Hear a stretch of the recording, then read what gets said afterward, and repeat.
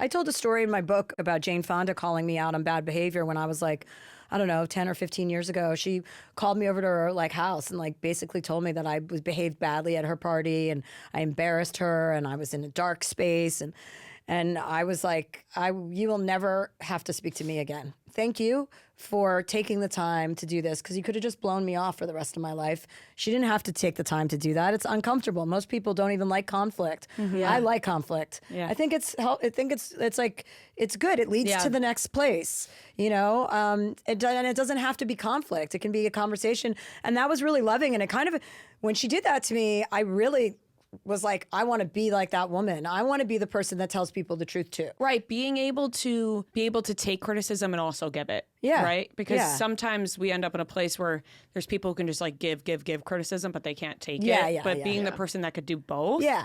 It always makes us a little bit better. Yeah. And coming from Jane Fonda, I mean, you're like, I'm going to listen. Yeah, of course. So totally. Did you end up like hanging out with her again after that? Oh yeah, we're close friends. Yeah, she just sent me a beautiful email this morning. But I love Jane Fonda. She's she's a close friend of mine. Yeah. But I was just very honored that she cared enough to tell me, you know? She said something like, don't let yourself become a product of this environment. Make this environment a product of you. And I was like, what? Yeah. And I wrote that down when I got home that night, you know?